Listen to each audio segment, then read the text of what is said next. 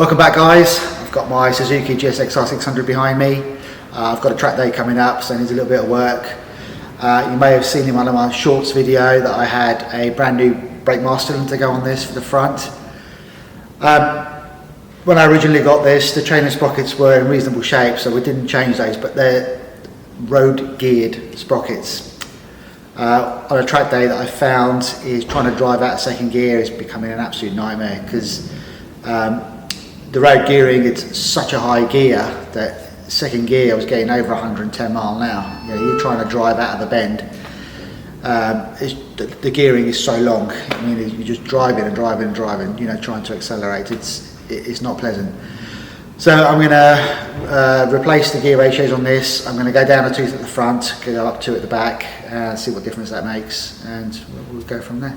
On this episode, I'm going to show you how I change chain and sprockets. I have a sequence of the way I do it. It might not be the way other people do it on these YouTube videos, but I'm going to show you my way.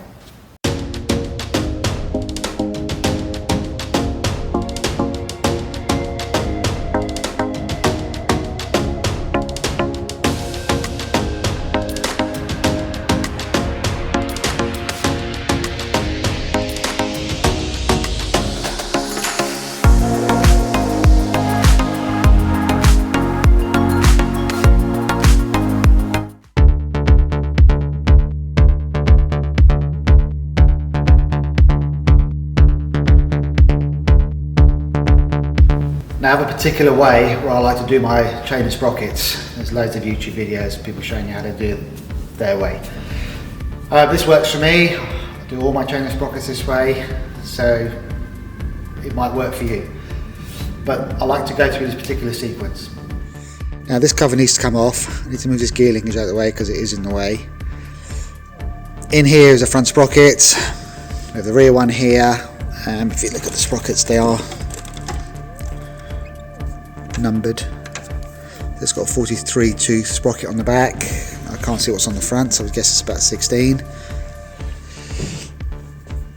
Once that's off, we've got to take the back wheel off so we can do the rear sprockets. We'll have to de-adjust this. This thread's really cruddy, so I'll probably take that bolt out and give that a clean on the wire wheel before it goes back in.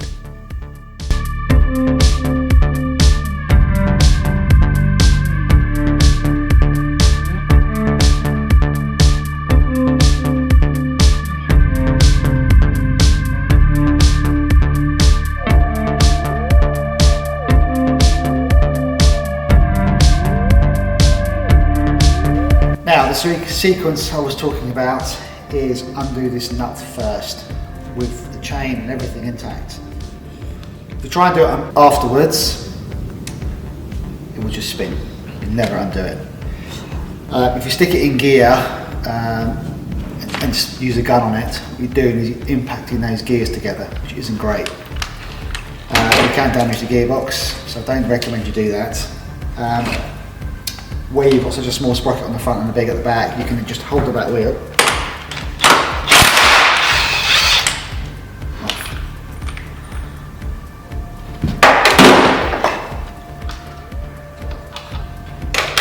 I can see the number on the sprocket now, that is a 16, so it is standard gearing on there. Right, next bit is getting the chain off. If I take the wheel off, you can have a sloppy chain there. It's wrapped around the frame, so there's no way of getting it off. We cut stuff off, so use a disc cutter, cut it off, job done. You can use a chain link removing tool, but where these are all pinged over, you'll struggle to get it through.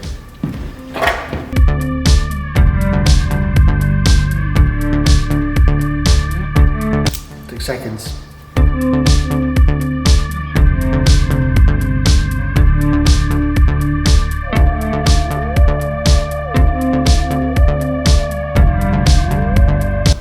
Ready to unbolt.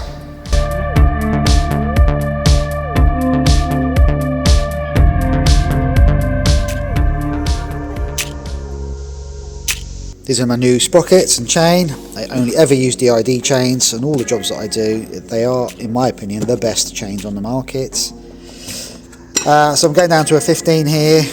back's going up to a 45, so it's 2 up compared to 43. I'm pretty sure that the front is a 16, so we're going down to a 15.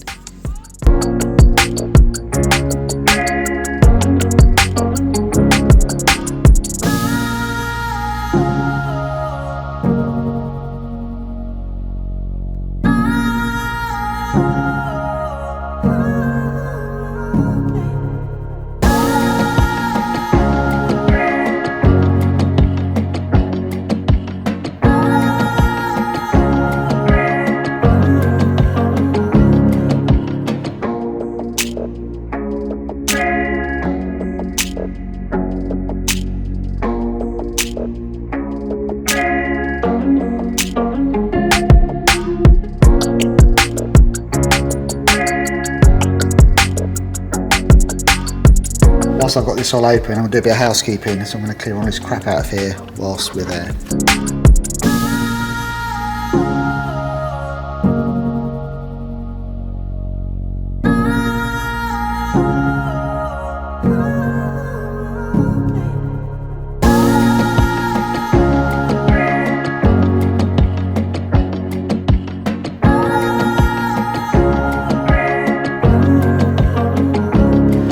Oh, one thing I forgot to mention when I was doing this upgrade is I went down a chain size, because this is normally a 525, I've got down to a 520.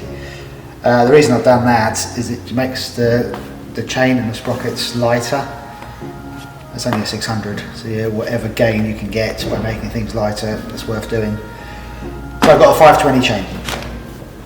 Now before I fit the chain to it, I do try and keep my ramp as clean as possible, but there's bits of dirt and dust and specks, literally crap everywhere. So what I normally do is, before I take the chain out of the packet, is the box my chain came in,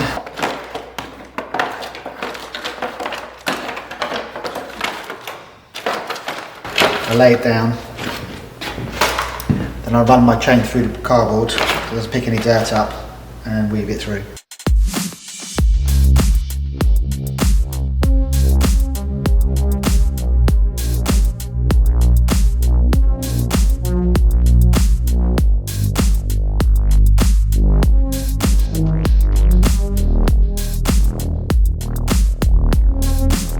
Okay, so I've got the links where I want them. As you can see, I can move it without them dropping. Got the link, comes with a packet of grease, so we're going to grease the shaft and the end so we can put our O-rings in.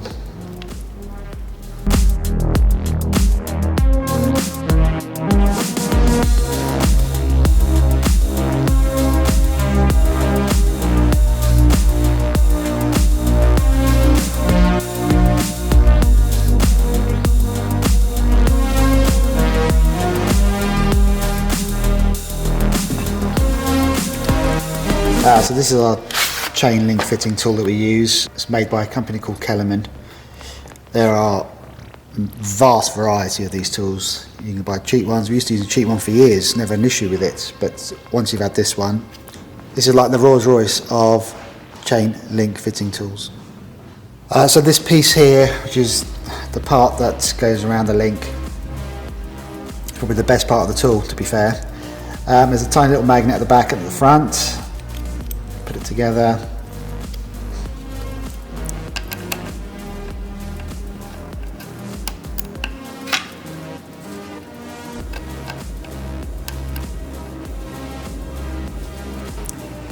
It holds itself in place. You can see that it's not going to fall.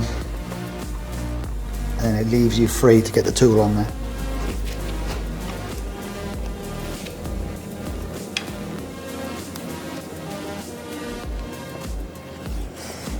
Now I don't ever press the link in at this angle, I always do it at the bottom. It might be a bit difficult to see, but the top of the tool is actually catching the rivet and it's supposed to go in between it. So if you try and do it on the curve, this particular tool, it won't work, so we've got to do it at the bottom. Okay, now this is set up at the bottom, we can see we're in between the links as opposed to over them. when we're on the bend, so in between the links. So what happens is once we start compressing and putting the link on, these outer feet sit onto the other two links and it becomes our stopping point. So we're going to wind the tool on now.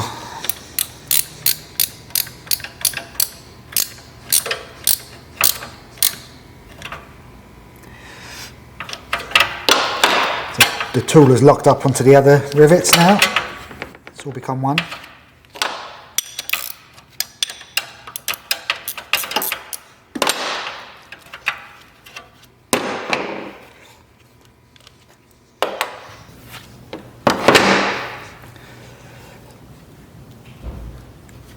Front one's good, back one's slightly tight.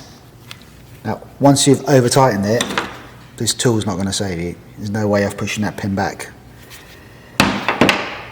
So I'm going to show you how to loosen that off. So what you do is you spin the wheel back. So this is up by the sprocket. So you hammer and a punch.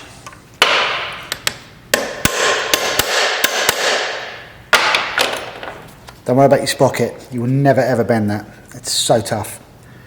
So I did a few taps, I'm going to bring it back to the bottom.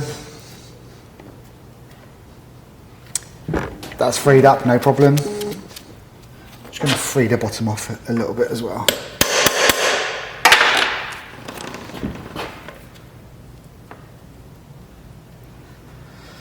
Right, they're both equally free. Because if you use the tool, you've got nothing to push away on because you clamped at the back and you clamped at the front. So once the rivets are on, you will use this tool again. Because what we want to do is put this pin into the centre of this, push through and sort of splay it out like all the others. The others have been pinned over on the machine. What we need to do is we need to make this shaft swell at the ends so the pins never come out. So we have an adapter that goes on the back. So now we're pushing it against the rivet from behind. But you don't want this pin sticking out too far because you can end up bending these. I've had to replace this once before because we've had it out too far. So you want it as shallow as possible and then wind at the back forward to make your adjustment.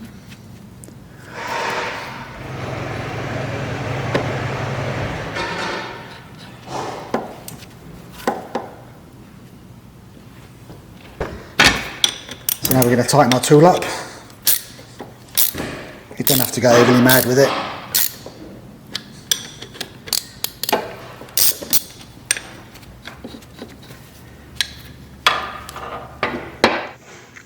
So you can see the bottom one where I've put the tool in and flared the end compared to the top one. So the top one's not done yet.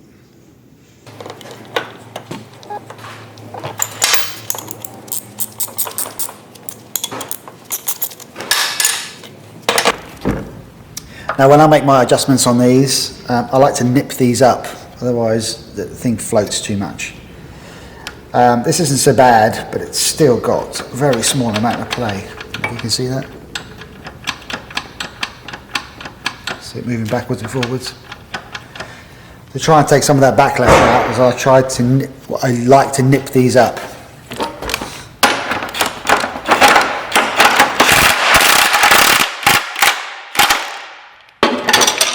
Not overly tight, but reasonably tight. Now, I don't trust the numbering system on these because they're not 100% accurate, but these are pretty much 100% accurate. So I like to take a point from where it starts and finishes and try and get them as accurate as possible. Now I adjust my own chains by feel and eye, and I tend to go a little bit tight with them because these have a tendency to bed in. So after a few miles you tend to find that they're very slightly looser than they were when you started. This is just how I do it for myself. You read your own technical data that applies to your motorcycle and do it according to that. But I'm showing you the way I do my bike. There are guides down here, so I'm going to get roughly close and then I'm going to use my vernier to get it more accurate. So we're at 4 and a bit on this side.